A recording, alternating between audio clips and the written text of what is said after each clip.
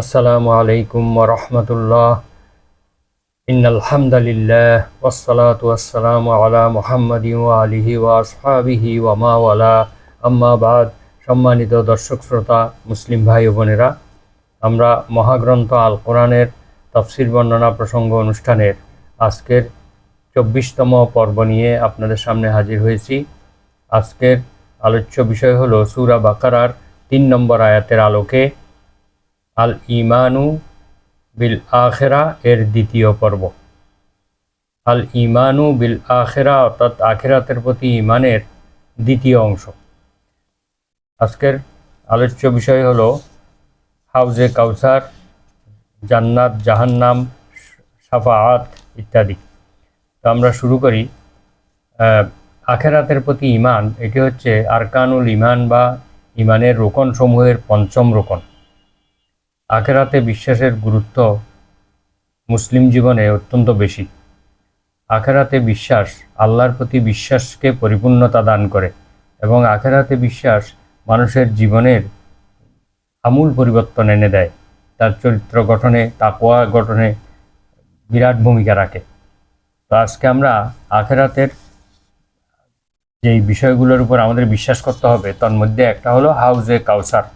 মহান আল্লাহ তাআলা পবিত্র কোরআনে বলেন, আউযু বিল্লাহি মিনাশ শাইতানির রাজিম, বিসমিল্লাহির রহমানির রহিম, ইন্না আ'তাইনাকাল কাউসার ফাসাল্লি লিরাব্বিকা ওয়ানহার, ইন্না শানিআকা হুয়াল আবতার।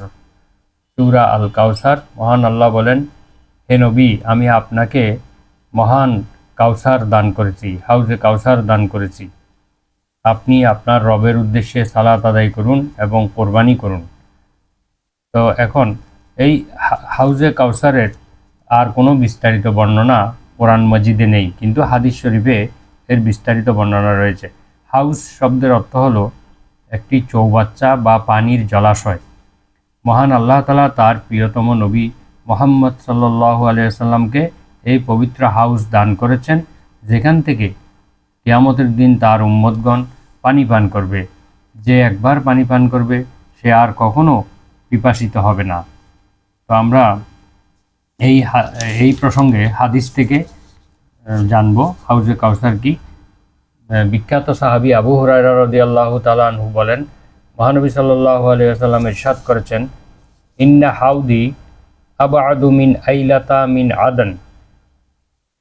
আমার হাউজে কাউসার হবে ইয়েমেনের আদান শহর থেকে ফিলিস্তিনের আইলা পর্যন্ত যে দূরত্ব রয়েছে তার চেয়েও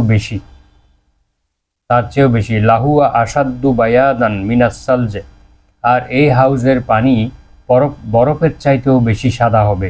ওয়া আহলা মিনাল আসাল, এবং মধুর চাইতেও মিষ্টি হবে।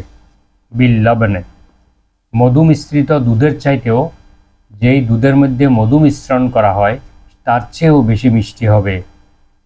ওয়াল আনিয়াতু আকসারু মিন আদাদিন নুজুম। আর এখানে পান করার যে পাত্রগুলো থাকবে সেগুলো আকাশের তারকার চাইতেও বেশি হবে সংখ্যায়, এত বেশি পানপাত্র থাকবে। ওয়া ইন্নী লা আসুদ্দুন নাসা আনহু কামা ইয়াসুদ্দুর রাজুলু ইবিলান নাস। আমি মানুষদের ভিড় এমনভাবে ঠেকিয়ে রাখব যেভাবে উটেরা পানি পান করতে গেলে উটদেরকে যেভাবে ঠেকিয়ে রাখা হয়।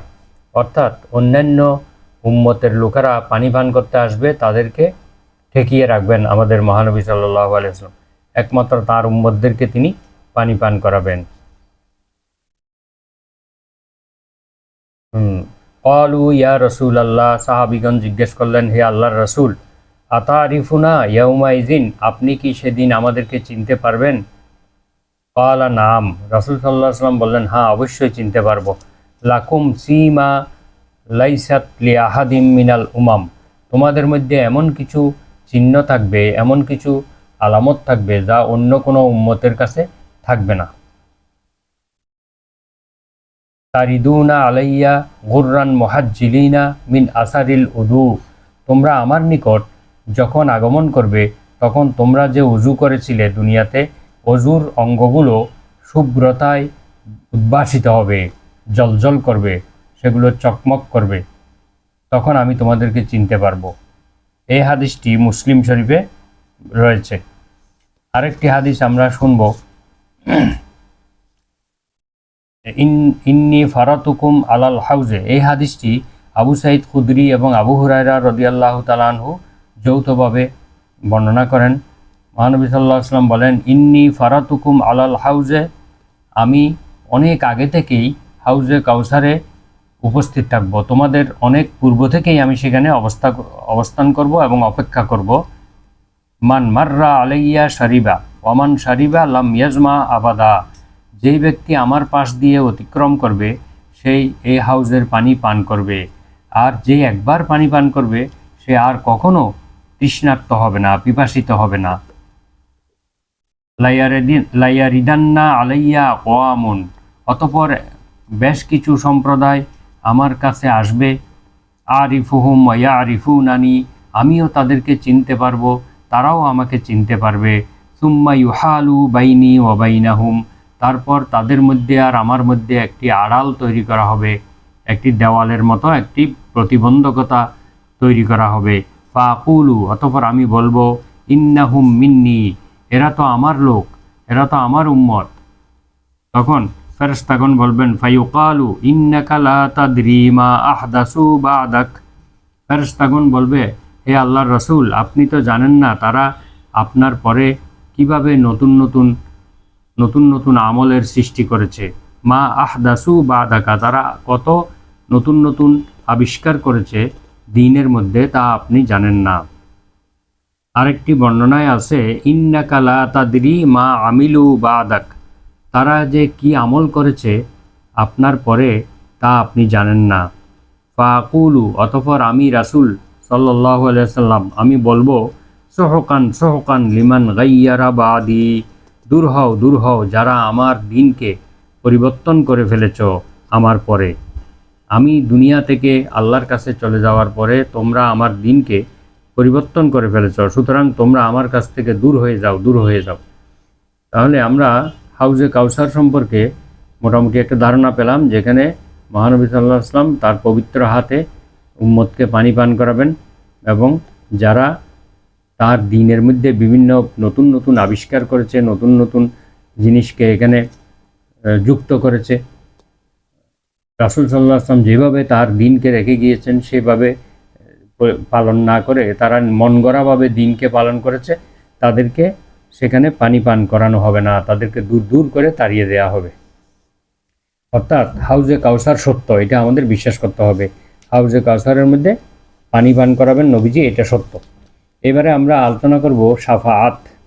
আর শাফাআতু এর আরবি শব্দ, এর অর্থ হচ্ছে সুপারিশ করা বা কারো দাবি বা আবদারকে সমর্থন করা।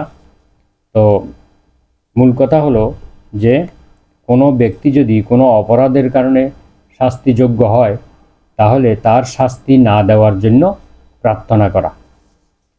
তো আমরা দেখতে পাই যে আরবের মুশরিকগণ, খ্রিস্টানগণ এবং অন্যান্য বিভ্রান্ত জাতি ফেরেশতা এবং বিভিন্ন নবী অলিগণের শাফাআতকে তাদের অধিকার এবং ক্ষমতা বলে মনে করত। অর্থাৎ সুপারিশ করাটা এটা একমাত্র তাদের অধিকার এবং তাদের ক্ষমতা রয়েছে বলে তারা বিশ্বাস করে বিভ্রান্ত হয়েছে। তারা মনে করত মহান আল্লাহ তাআলা তাদেরকে সুপারিশ করার জন্য নিঃশর্ত এবং উন্মুক্তভাবে অনুমতি দিয়ে রেখেছেন, অধিকার বা ক্ষমতা প্রদান করেছেন। এই বিশ্বাসটাই তাদের জন্য কাল হয়েছে। আসলে এই শাফাআতের এই বিশ্বাস তাদেরকে শিরকে লিপ্ত করেছে। তারা বিভিন্ন ধরনের দেবদেবী এবং বিভিন্ন ব্যক্তি পূজায় লিপ্ত হয়েছে সুপারিশের আশায়, কিন্তু এটা সম্পূর্ণভাবে তাদের বিভ্রান্তি। তো পবিত্র কোরআনে কারিমে শাফাআত সম্পর্কে আল্লাহ তাআলা অনেক আয়াত নাজিল করেছেন। আমরা কয়েকটি আয়াতের সেখান থেকে আলোচনা করব। কিয়ামতের দিন আল্লাহ তাআলা বলেছেন যে কোনো শাফাআত কবুল করা হবে না, আল্লাহ ছাড়া কেউ শাফাআতের অধিকার রাখবে না এবং আল্লাহ ছাড়া কোনো সুপারিশকারী থাকবেও না সেদিন। আল্লাহ তাআলা বলেন, ওয়াত্তাকু ইয়াউমান লা তাজজি নাফসুন আন নাফসিন শাইআ ওয়ালা ইউকবালু মিনহা শাফাআতুন ওয়ালা ইউখাযু মিনহা আদলুন ওয়ালা হুম ইনসারুন। এই আয়াতটি সূরা বাকারার 48তম আয়াত। আল্লাহ তাআলা বলেন, তোমরা সেই ভয়াবহ দিনকে ভয় করো যেদিন কেউ কারো কাজে আসবে না এবং কারো সুপারিশ গ্রহণ করা হবে না এবং কারো নিকট থেকে কোনো ক্ষতিপূরণ গৃহীত হবে না এবং কোনো প্রকার সাহায্যকারীও তারা পাবে না। আরেকটি আয়াতে আল্লাহ বলেন, ওয়াত্তাকু ইয়াওমান লা তাজজি নাফসুন আন শাইআ ওয়ালা ইউকবালু মিনহা আদলুন ওয়ালা তানফাউহা শাফাআতুন ওয়ালা হুম ইউনসারুন। তোমরা সেই দিনকে ভয় করো যেদিন কেউ কোনো কারো উপকারে আসবে না এবং কারো নিকট থেকে কোনো ক্ষতিপূরণ গৃহীত হবে না এবং কোনো সুপারিশ কারো পক্ষে কোনো লাভজনক হবে না, কোনো উপকারে আসবে না এবং তারা কোনো সাহায্যও পাবে না। এটি সূরা বাকারার 123 নম্বর আয়াত। এভাবে আল্লাহ তাআলা আরও বলেন,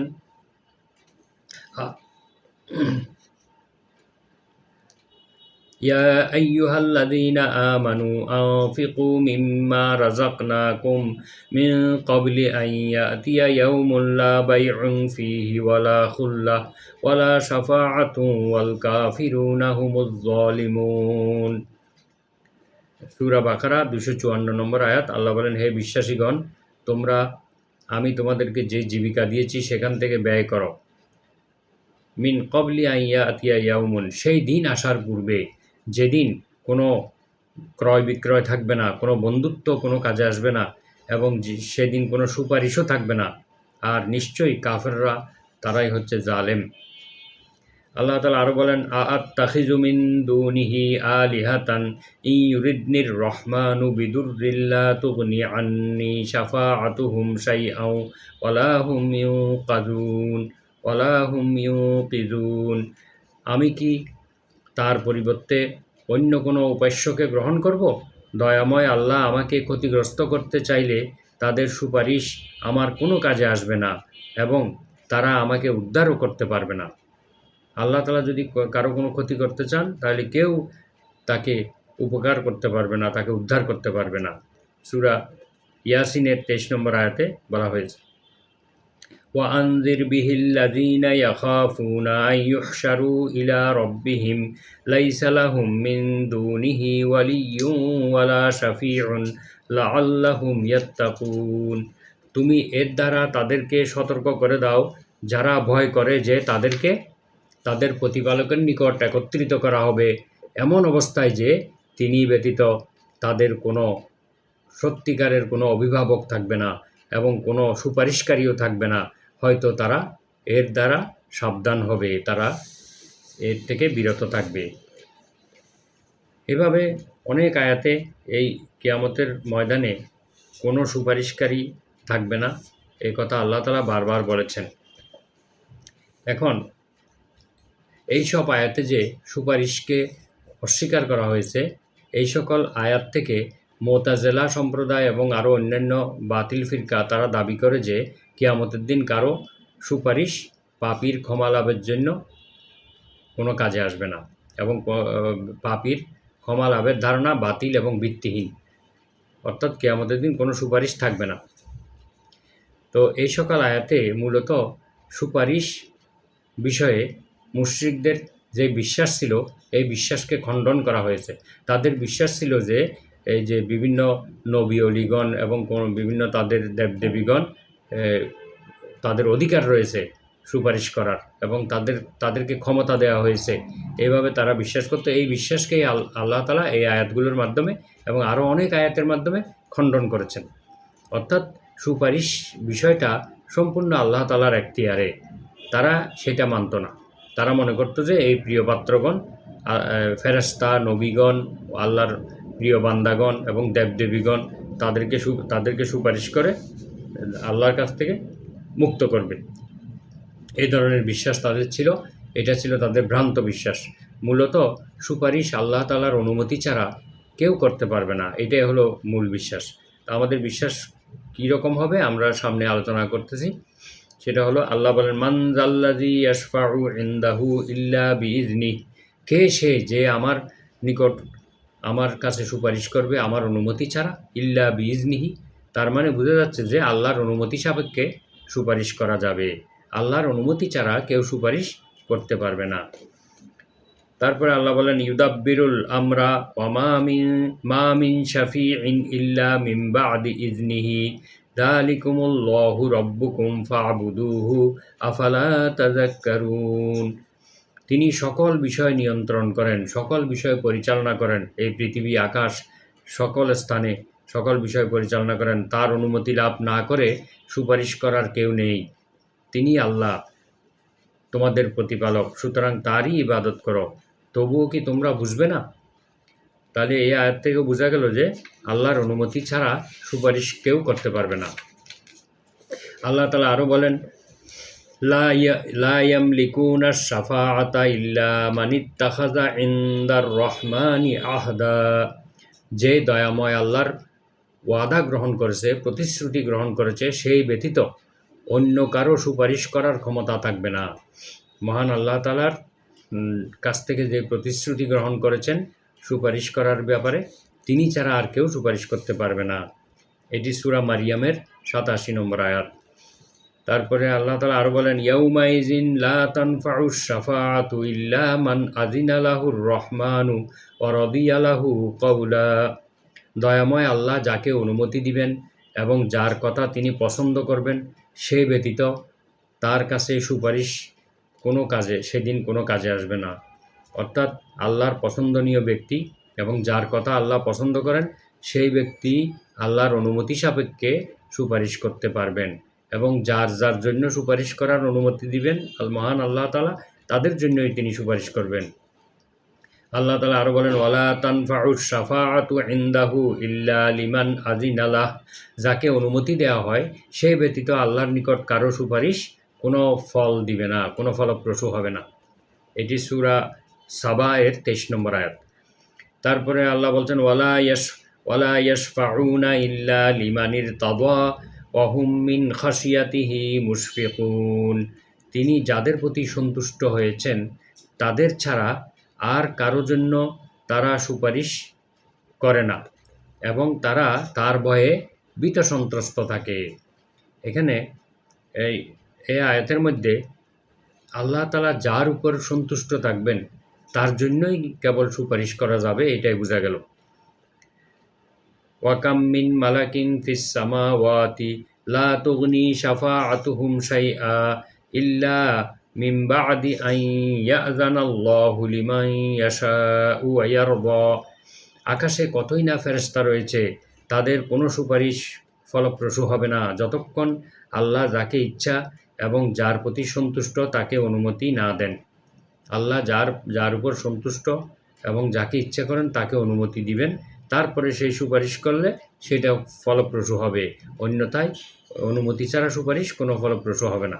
এবার আমরা এই আয়াতগুলোর ব্যাখ্যায় আলোচনা করি যে শাফাআতের মালিকানা একমাত্র আল্লাহর। আল্লাহ তাআলা এই মালিকানা কাউকে প্রদান করেন নাই। আল্লাহ ছাড়া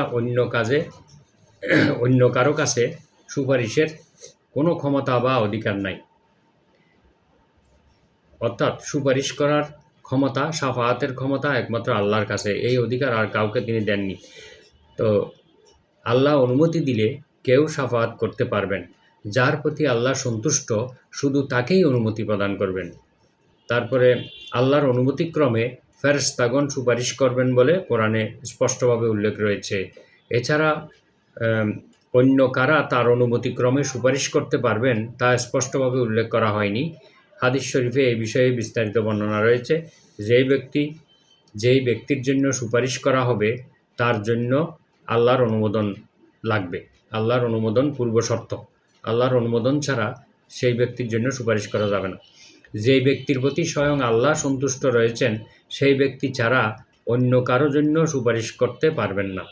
অর্থাৎ কোনো একজন ব্যক্তি পাপী হইলেও তার ঈমান এবং তার তাওহীদের উপরে আল্লাহ তাআলা সন্তুষ্ট আছেন, এমন ব্যক্তিকে আল্লাহ সুপারিশের জন্য অনুমতি দিতে পারেন। তখন তার জন্য সুপারিশ করা যাবে, যাকে অনুমতি দিবেন তিনি সুপারিশ করবেন। অর্থাৎ বান্দা হয়তো কবিরা গুনাহ করেছে অথবা বিভিন্ন পাপ কাজ করেছে, কিন্তু সেই তাওহীদের উপরে তার দৃঢ় বিশ্বাস আছে এবং তার ঈমানের দিক থেকে তার ঈমান ঠিক ছিল, বিশ্বাস ঠিক ছিল, শিরক ছিল না, এই রকম ব্যক্তির জন্য আল্লাহ চাইলে যে কাউকে সুপারিশ করার অনুমতি দিতে পারেন এবং তারা তার জন্য সুপারিশ করতে পারবেন। তো হাদিস শরীফে শাফাআতের বিষয়ে আলোচনা রয়েছে। কিয়ামতের দিন নবীগণ এবং অন্যান্য মানুষ এবং মানুষের বিভিন্ন আমল মানুষের জন্য সুপারিশ করবে বলে হাদিসে উল্লেখ রয়েছে। তাদের সুপারিশ কবুলও করা হবে বলে উল্লেখ রয়েছে। তো হাদিস শরীফে যে একটি বড় একটি শাফাআতের ব্যাপারে বলা আছে, সেটা হলো শাফাআতে উজমা। আর শাফাআতুল উজমা অর্থাৎ বিশাল বড় আকারের সুপারিশ, মহত্তম সুপারিশ। এর দ্বারা কিয়ামতের ময়দানে 50,000 বছরের জন্য মানুষ সেখানে ছুটাছুটি করবে, দৌড়াদৌড়ি করবে, ঘামের মধ্যে কেউ সাঁতার কাটবে, কেউ হাঁটু পর্যন্ত, কেউ কোমর পর্যন্ত হাবুডুবু খাবে এবং নানা রকম শাস্তিতে এবং বিভিন্ন বিপদ আপদের মধ্যে লিপ্ত থাকবে। এমন সময় বিচার শুরু করার জন্য আল্লাহর কাছে যে সুপারিশ করা হবে এইটাকে বলা হয় আশ-শাফাআতুল উজমা, অর্থাৎ বিরাট শাফায়াত, বড় শাফায়াত। বিভিন্ন হাদিস শরীফ থেকে আমরা জানতে পারি যে কিয়ামতের দিন মানুষ বিভিন্ন নবী রসুলের কাছে গিয়ে বিচার শুরু করার জন্য আল্লাহর কাছে সুপারিশ করতে বলবেন, কিন্তু কোনো নবী রসুল সুপারিশ করার জন্য রাজি হবেন না। সবশেষে ব্যর্থ হয়ে তারা সবাই মুহাম্মদ সাল্লাল্লাহু আলাইহি ওয়াসাল্লামের কাছে গমন করবেন। তিনি সমগ্র মানব জাতির জন্য আল্লাহ তাআলার দরবারে শাফাআত করবেন, মানুষদের বিচারটা যেন শেষ করে দেওয়া হয়, এই জন্য আল্লাহর কাছে শাফাআত করবেন। এটাকে বলা হয় আশ-শাফাআতুল উজমা। এখানে কিন্তু সকল মানব জাতির জন্যই আমাদের মহানবী সাল্লাল্লাহু আলাইহি ওয়াসাল্লাম সুপারিশ করবেন। রাসূলুল্লাহ সাল্লাল্লাহু আলাইহি ওয়াসাল্লামের সুপারিশে মহান আল্লাহ তার উম্মতের অনেক গুনাহগারকে মাফ করে দেবেন, ক্ষমা করে দেবেন। রাসূলুল্লাহ সাল্লাল্লাহু আলাইহি ওয়াসাল্লামের সুপারিশে অনেক পাপী মুসলিম জাহান্নাম থেকে মুক্ত হয়ে জান্নাতে প্রবেশ করবেন।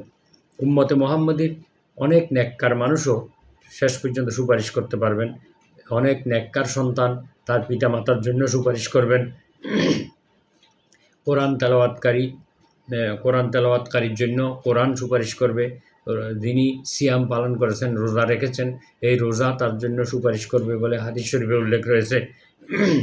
অর্থাৎ এই দুইটি আমল মানুষের জন্য সুপারিশ করবেন এবং আল্লাহ তাআলা তাদের সুপারিশ কবুল করবেন বলে হাদিসে উল্লেখ রয়েছে। তো এই যে আয়াত এবং হাদিস থেকে আমরা বুঝতে পারি শাফাআতের অর্থ এই নয় যে ফেরেশতাগণ বা অন্য কোনো বান্দা ইচ্ছে মতো কোনো মানুষকে সুপারিশ করে জান্নাতে নিয়ে যেতে পারবে, এটা না। বরং কেউ যদি কোনো ফেরেশতা বা আল্লাহর কোনো সম্মানিত বান্দার নামে মানত করে, তাকে সিজদা করে বা তাকে ডাকে, বিপদে আপদে পড়ে তাকে ডাকে এবং তাকে চূড়ান্তভাবে ভক্তি শ্রদ্ধা করে এবং আশা করে যে এইরূপ করাতে ওই ফেরেশতা বা ওই সম্মানিত বান্দা তাকে কিয়ামতের দিন সুপারিশ করে নিয়ে যাবেন, জান্নাতে নিয়ে যাবেন, এইরূপ আশা করা একটা বিভ্রান্তি এবং বাতুলতা ছাড়া আর কিছুই নয়।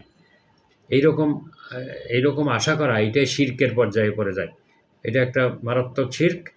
সুতরাং এই ব্যক্তির শাফাআত লাভ তো দূরের কথা, বরং তার মানত, তার সিজদা, তার সেই যে যাকে সে ডাকছে, যাকে চূড়ান্তভাবে ভক্তি শ্রদ্ধা করেছে, যদি কোনো ফেরেশতা বা আল্লাহ সম্মানিত বান্দার সন্তুষ্টি বোধ করেন, তবে তাকেও আল্লাহ তাআলা জাহান্নামে নিয়ে যাবেন।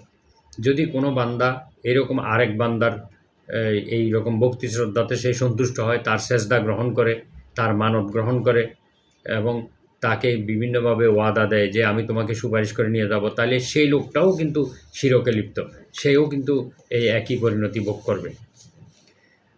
তাহলে এই শাফাআত সম্পর্কে ইমাম আবু হানিফা রাহিমাহুল্লাহ আহলুস সুন্নাত ওয়াল জামাতের আকীদা ব্যাখ্যা করে বলেন, শাফাআতুল আম্বিয়াই আলাইহিমুস সালাম হাক্কুন, আল্লাহর নবীগণ যে সুপারিশ করবেন এটা সত্য। শাফাআতু নবিয়ুনা মুহাম্মাদুন সাল্লাল্লাহু আলাইহি ওয়াসাল্লাম লিল মুমিনিনাল মুযনাবিনা ওয়া লি আহলিল কাবায়ের মিনহুমুল মুস্তাউজিবিনাল ইকাবে হাক্কুন সাবিতুন, এবং আমাদের নবী মুহাম্মদ সাল্লাল্লাহু আলাইহি ওয়াসাল্লাম পাপী মুমিনদের জন্য এবং কবিরা গুনাহকারীদের জন্য সুপারিশ করবেন, যাদের জন্য শাস্তি ওয়াজিব হয়ে গিয়েছিল, এমন লোকদের জন্য সুপারিশ করবেন, এটা সত্য এবং এটা প্রমাণিত। তাহলে আমরা এইভাবেই সুপারিশের ব্যাপারে বিশ্বাস করব। এবারে আমরা আলোচনা করব জান্নাত এবং জাহান্নাম সম্পর্কে। জান্নাত এবং জাহান্নাম হলো পরকালে মানুষের চূড়ান্ত ঠিকানা এবং গন্তব্যস্থল। কোরআন ও হাদিসে জান্নাত এবং জাহান্নামের বিস্তারিত বিবরণ রয়েছে এবং কোরআনের বিশাল অংশ জুড়ে জাহান্নাম ও জান্নাতের কথা বারবার আল্লাহ তাআলা উল্লেখ করেছেন। তো এই মহান আল্লাহ তাআলা বলেন, ইয়া আইয়ুহাল্লাযীনা আমানু কু আনফুসাকুম ওয়া আহলিকুম নারা ওয়াকুদুহান নাসু ওয়াল হিজারাহ আলাইহা মালাইকাতুন গিলাযুন শিদাদুন লা ইয়াসুনাল্লাহা মা আমারাহুম ওয়া ইয়াফআলুনা মা ইউমারুন। হে মুমিনগণ, তোমরা নিজেদেরকে এবং তোমাদের পরিবার পরিজনকে জাহান্নামের আগুন থেকে রক্ষা করো, যার জ্বালানি হবে মানুষ এবং পাথর, যাতে নিয়োজিত রয়েছে নির্মম, নির্দয়, কঠোর স্বভাবের ফেরেশতাগণ, যারা আল্লাহ তাআলার কোনো আদেশকে অমান্য করে না, যা আদেশ করেন তাই তারা পালন করেন। তাহলে বোঝা যাচ্ছে যে আল্লাহ তাআলা এই জাহান্নাম সৃষ্টি করেছেন এবং জাহান্নাম যে আছে এটা সত্য, কারণ আল্লাহ এই জাহান্নাম থেকে নিজেদেরকে এবং পরিবার পরিজনকে রক্ষা করতে বলেছেন এবং এই জাহান্নামে অত্যন্ত কঠোর, নির্দয় এবং ফেরেশতাগণ সেখানে রয়েছেন। তারা আল্লাহ যা আদেশ দিবেন তা বাস্তবায়ন করবেন, কোনো ধরনের তারা অনুরোধ বিনোরোধ তারা রক্ষা করবে না। আল্লাহ তাআলা আরও বলেন, ইয়াউমা নাকুলু লিজাহান্নামা হালিম তালাতি ওয়া তাকুলু হাল মিম মাজিদ। সেদিন আমি জাহান্নামকে জিজ্ঞেস করব, তুমি কি পূর্ণ হয়ে গিয়েছ? জাহান্নাম বলবে, আল্লাহ আরও আছে কি? অর্থাৎ জাহান্নাম আরও চাইবে, সব কিছু দেওয়ার পরও সে আরও চাইবে যে আরও আছে নাকি। ওয়া উজলিফাতুল জান্নাতুলিল মুত্তাকিন, আর জান্নাতকে কাছাকাছি আনা হবে মুত্তাকিদের জন্য। গাইরা বাঈদিন, যাতে কোনো দূরত্ব থাকবে না, দ্রুত তারা প্রবেশ করতে পারবে। হাযা মা তুআদুনা লিকুল্লি আওয়াবিন হাফিজ, এটিই হচ্ছে প্রতিশ্রুতি যা তোমাদেরকে দেয়া হয়েছিল। এই জান্নাতকে দেখিয়ে বলা হবে, এটা তোমাদের প্রতিশ্রুতি যা তোমাদেরকে দেয়া হয়েছিল। প্রত্যেক আল্লাহর অভিমুখী, আল্লাহর প্রতি বিনীত অভিমুখী, আল্লাহর বিধানকে হেফাজতকারীদের জন্য এই জান্নাত। মান খাশিয়ার রহমান বিল গাইব, যারা না দেখে দয়াময় আল্লাহকে ভয় করেছিল। ওয়াজা বিকলবিম মুনিব, এবং যারা অত্যন্ত বিনীত অন্তর নিয়ে আল্লাহর কাছে উপস্থিত হয়েছে, তাদের জন্য এই জান্নাত। উদখুলুহা বিসালাম, তোমরা অত্যন্ত শান্তির সাথে এই জান্নাতে প্রবেশ করো। যালিকা ইয়াউমুল খুলুদ, আজকে হচ্ছে তোমাদের অনন্ত জীবনের দিন। তোমরা একটা অনন্ত জীবনে প্রবেশ করবে, যেই জীবন কখনো শেষ হবে না। লাহুম মা ইয়াশাউনা ফিহা ওয়া লাদাইনা মাজিদ, সেখানে তারা যা কামনা করে তাই পাবে, যা চায় সেটাই পাবে। আর আমার কাছে রয়েছে আরও অধিক কিছু, আরও অধিকতর কিছু আমার কাছে জমা আছে। সেটা বিভিন্ন তফসিরকারকগণ বলছেন, সেটা হলো আল্লাহ তাআলার দিদার বা আল্লাহ তাআলার দর্শন। আল্লাহ তাআলা তাদেরকে দেখা দিবেন, তাদের সাথে দেখা করবেন। এইটা হচ্ছে অতিরিক্ত বিষয়, যেটা জান্নাতের সুখ শান্তিকে ম্লান করে দেবে। আল্লাহ তাআলার দিক যখন আল্লাহর সঙ্গে সবাই সাক্ষাৎ পাবে। আলাইনা মাজিদ, অর্থাৎ আমার কাছে আরও অতিরিক্ত কিছু রয়েছে। সেই অতিরিক্তটা হলো আল্লাহ তাআলার দর্শন, আল্লাহ তাআলাকে দেখতে পাবেন জান্নাতবাসীরা। মহান আল্লাহ তাআলা আর বলেন, আযালিকা খায়রুন নুজুলান আম শাজারাতুজ যাক্কুম, মানুষের আপ্যায়নের জন্য এই জান্নাত কি শ্রেষ্ঠ, নাকি জাহান্নামের যাক্কুম নামক এক বৃক্ষ, এটা শ্রেষ্ঠ।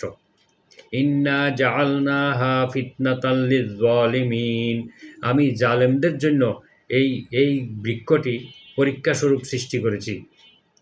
জাহান্নামের এই যাক্কুম নামক এই বৃক্ষ, এই ফল যেটা আমি সৃষ্টি করেছি জালেমদেরকে পরীক্ষা করার জন্য। ইন্নাহা শাজারাতুন তাখরুজু মিন আসলিল জাহিম, এটা এমন একটি গাছ যেটা জাহান্নামের তলদেশ থেকে গজিয়ে উঠবে, জাহান্নামের তলদেশ থেকে উদ্গত হবে এই বৃক্ষটি। তলউহা কাআন্নাহু রুউসুশ শায়াতিন, এই ফলের মোচা হলো শয়তানের বৃক্ষের মতো, শয়তানের মস্তিষ্কের মতো। অর্থাৎ এই ফলটা যখন দেখে কেউ, তা মনে করবে যে এটা শয়তানের মাথার মতো মনে হবে।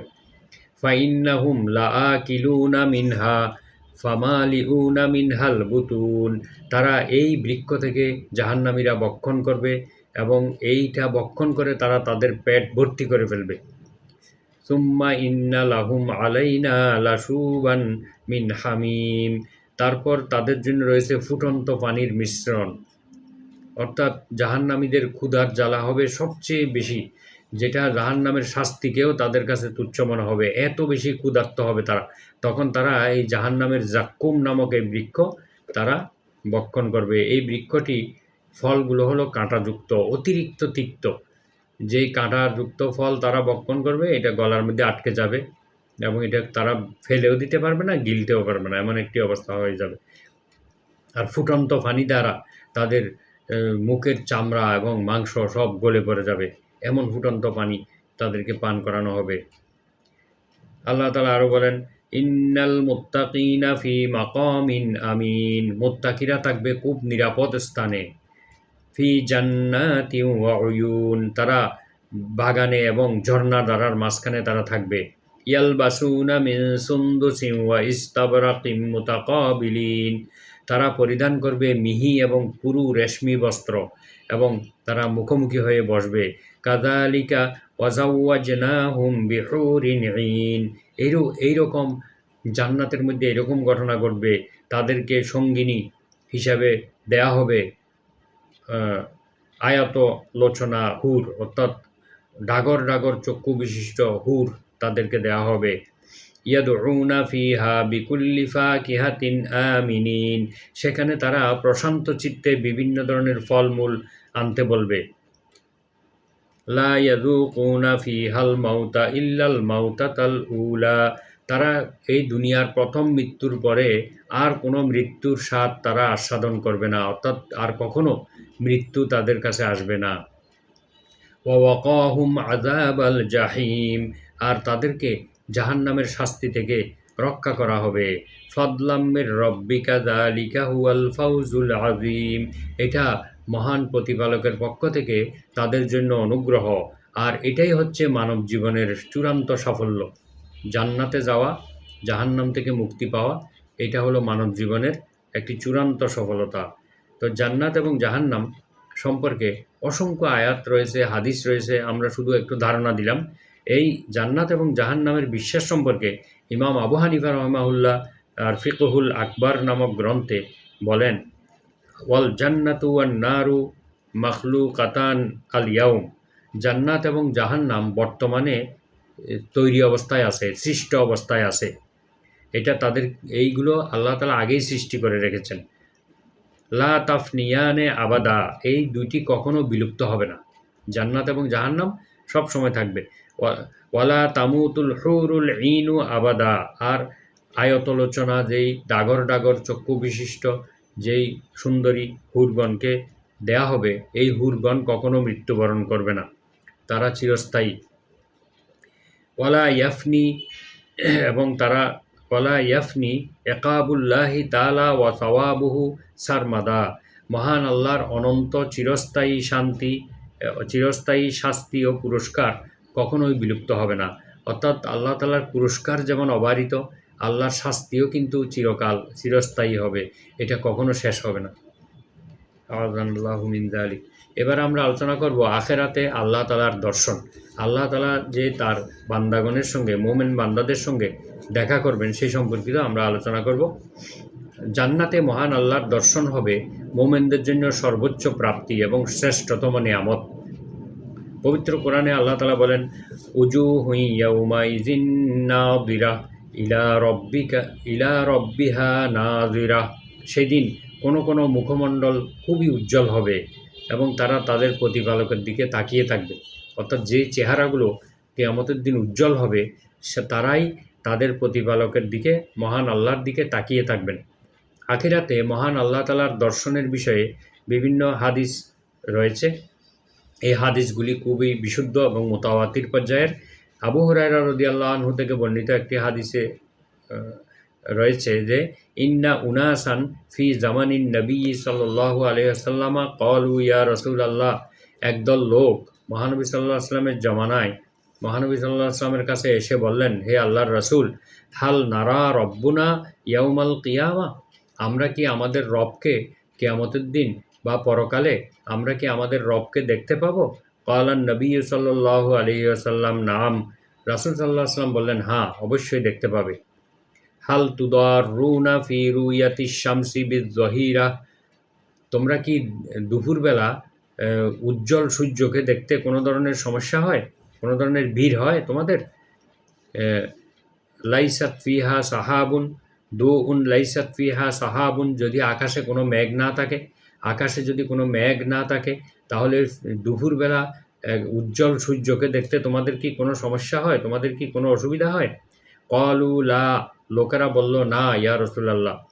ক্বালা ওয়াহাল তুদাররুনা ফি রুয়াতিল কমরি লাইলাতাল বদর, পূর্ণিমার রাতে উজ্জ্বল চন্দ্রকে দেখতে তোমাদের কি কোনো অসুবিধা হয়? দুন লাইসা ফিহা সাহাবুন, যদি আকাশে কোনো মেঘ না থাকে? ক্বালু লা, তারা বলল, না আমাদের কোনো অসুবিধা হবে না। তার মানে তোমরা আল্লাহকে দেখতেও কোনো অসুবিধা হবে না, সবাই সুন্দরভাবে একইভাবে দেখতে পাবে, কোনো ভিড় হবে না। আবু সাঈদ খুদরি রাদিয়াল্লাহু আনহু থেকে বর্ণিত আরেকটি হাদিসে এসেছে, কুলনা ইয়া রাসূলাল্লাহ, সাহাবীগণ বললেন, হে আল্লাহর রাসূল, হাল নারা রব্বানা ইয়াউমাল কিয়ামা, আমরা কি আমাদের রবকে কিয়ামতের দিন দেখতে পাবো? ক্বালা হাল তুদাররুনা ফি রুয়াতিশ শামসি ওয়াল কমরি ইজা কানাত সাহু, তোমরা কি তিনি বলেন, আকাশ পরিষ্কার থাকলে তোমরা কি চন্দ্র বা সূর্য দেখতে তোমাদের কি কোনো কষ্ট হয়? কুলনা লা, আমরা বললাম না। ক্বালা ফাইন্নাকুম লা তুদাররুনা ফি রুয়াতি রাব্বিকুম ইয়াউমাইযিন, তাহলে তোমাদের রবকে সেদিন দেখতে তোমাদের কোনো অসুবিধা হবে না। ইল্লা কামা তুদাররুনা ফি রুয়াতিহিমা, যেভাবে তোমরা চন্দ্র সূর্যকে দেখতে কোনো সমস্যা হয় না, সেভাবে তোমাদের রবকে দেখতেও তোমাদের কোনো সমস্যা হবে না, তোমরা দেখতে পাবে।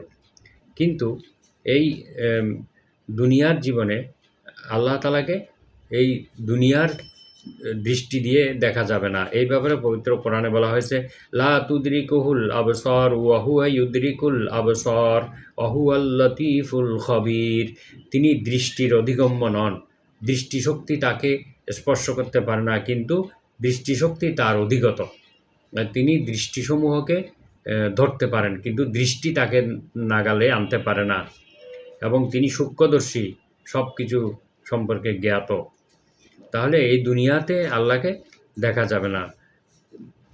অন্য আয়াতে আল্লাহ বলেন, ওমা কানা লিবাশারিন আন ইউকাল্লিমাহুল্লাহু ইল্লা ওয়াহইয়ান আও মিন ওয়ারাই হিজাব আও ইউরসিলা রাসূলান ফায়ুহিয়া বিইذনিহি মা ইয়াশা ইন্নাহু আলিয়্যুন হাকীম। কোনো মানুষের জন্য এটা সম্ভব নয়, কোনো মানুষের পক্ষে, কোনো মানুষ এই ব্যাপারে সক্ষম নয় যে আল্লাহ তার সঙ্গে কথা বলবেন ওহির মাধ্যম ব্যতীত, অথবা পর্দার অন্তরাল থেকে ব্যতীত, অথবা এমন ফেরেশতা প্রেরণ করবেন যে ফেরেশতার মাধ্যমেই কথা বলবেন, এছাড়া আর কোনোভাবেই আল্লাহ তাআলা মানুষের সঙ্গে কথা বলতে পারবেন না। অর্থাৎ মানুষের এরকম ক্ষমতা নেই ডাইরেক্ট কথা বলার। যেই দূত তার অনুমতিক্রমে তিনি যা চান তা ব্যক্ত করবেন।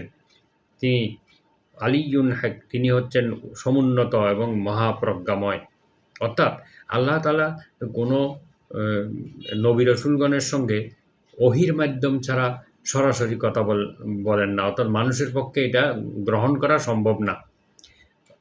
অথবা আল্লাহ পর্দার আড়াল থেকে বলেন, যেমন মূসা আলাইহিস সালামের সঙ্গে আল্লাহ কথা বলেছিলেন, অথবা তিনি কোনো ফেরেশতা পাঠিয়ে ফেরেশতার মাধ্যমে নবীদের সঙ্গে কথা বলেন। আর নবীগণ আল্লাহর অনুমতিক্রমে তিনি যা চান সেইটুকুই তিনি ওহী নাজিল করেন। এরপরে মূসা আলাইহিস সালাম যখন আল্লাহকে একদিন দেখার জন্য ইচ্ছা প্রকাশ করলেন, আল্লাহ তাআলা বললেন, রব্বি আরিনি, বললেন আল্লাহ আপনি আমাকে দেখা দিন। আল্লাহ বলেন, লান তারানি, মূসা তুমি আমাকে কখনোই দেখতে পাবে না। এই আয়াতগুলোর থেকে খারিজি, মুতাজিলা এবং সমমনা কতগুলো দল তারা আল্লাহ তাআলার দিদারকে অস্বীকার করে থাকে।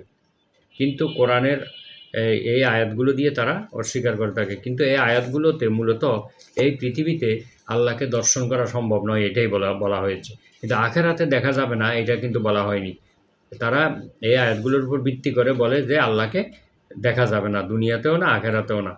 কিন্তু আসলে আখেরাতে আল্লাহকে দেখা যাবে। এই ব্যাপারে ইমাম আবু হানিফা রাহিমাহুল্লাহ তার আল ফিকহুল আকবর নামক আকীদা গ্রন্থে বলেছেন, আল্লাহু তাআলা ইউরা ফিল আখিরাতে, আল্লাহ তাআলাকে আখেরাতে দেখা যাবে। ওয়ারাহুল মুমিনুনা, আর মোমেনগণ আল্লাহকে দেখবেন। অহুম ফিল জান্নাতে বিআয়ুনি রুউসিহিম বেলা তাসবিহিন ওয়ালা কাইফিয়াতিন, তারা জান্নাতের মধ্যে আল্লাহর সঙ্গে দেখা করবেন। এই দর্শন সকল ধরনের তুলনা এবং প্রকৃতি নির্ধারণ ব্যতিরেকে। এই দেখাটা কিভাবে হবে এবং এর জন্য কোনো কিছুর সঙ্গে তুলনা করা যাবে না, এবং এর স্বরূপ বর্ণনা করা যাবে না। এর প্রকৃতি কীরকম হবে, এরকম কোনো প্রকৃতি নির্ধারণ ব্যতিরেকে আল্লাহ তাআলাকে দেখা যাবে। তো ইমাম তাহাবী রাহিমাহুল্লাহ বলেন যে জান্নাতবাসীদের জন্য আল্লাহর দর্শন লাভ সত্য, তবে তা বিনা পরিবেষ্টনে এবং আমাদের বোধগম্য কোনো ধরন বা প্রকৃতি ব্যতীত। আমাদের বুঝে আসবে না, আমাদের বোধগম্য হবে না, এমন কোনো ভাবে আল্লাহর সঙ্গে দেখা হবে। তবে দেখা হবে, এটাই সত্য, যে এটার কোনো ধরনের প্রকৃতি বর্ণনা করা যাবে না। কোন ধরনের দেখা হবে এগুলো কোনো সুনির্দিষ্টভাবে বর্ণনা করা যাবে না, এবং কোনো কিছুর সঙ্গে তুলনাও করা যাবে না। আমাদের প্রতিপালকের গ্রন্থে এই সম্পর্কে স্পষ্ট ঘোষণা রয়েছে, কারণ সেদিন বলা হয়েছে সেদিন অনেক মুখমণ্ডল উজ্জ্বল হবে এবং তারা তাদের প্রতিপালকের দিকে তাকিয়ে থাকবে, দৃষ্টি নিক্ষেপ করবে। তো এই বাণী দ্বারা বোঝা যায় যে আল্লাহর সঙ্গে আমাদের সাক্ষাৎ হবে। তো আজকের আলোচনা আমরা যা করলাম, এই সবগুলি কিন্তু আমাদেরকে পবিত্র কোরআন এবং সহিহ হাদিসে যেভাবে বলা হয়েছে সেভাবে বিশ্বাস করতে হবে। এই যে আখেরাতের যে রোকনগুলো রয়েছে, কোনো একটি রোকন যদি কেউ না মানে তাহলে কিন্তু সেই মোমেন থাকবে না, সেই মোমেন ইমান চলে যাবে, সে কাফির হয়ে যাবে। সুতরাং প্রতিটি রোকনের প্রতি আমাদের বিশ্বাস রাখতে হবে, যেভাবে কোরআনে এবং হাদিসে এসেছে এবং আকীদা গ্রন্থগুলোর মধ্যে এসেছে। তো আমরা আজকের আলোচনা এখানেই সমাপ্ত করলাম। পরবর্তী অনুষ্ঠান দেখার আমন্ত্রণ জানিয়ে, সকলকে ধন্যবাদ জানিয়ে শেষ করলাম। সুবহানাকা আল্লাহুম্মা ওয়া বিহামদিকা আশহাদু আল্লা ইলাহা ইল্লা আনতা আস্তাগফিরুকা ওয়া আতুবু ইলাইক। আসসালামু আলাইকুম ওয়া রাহমাতুল্লাহ।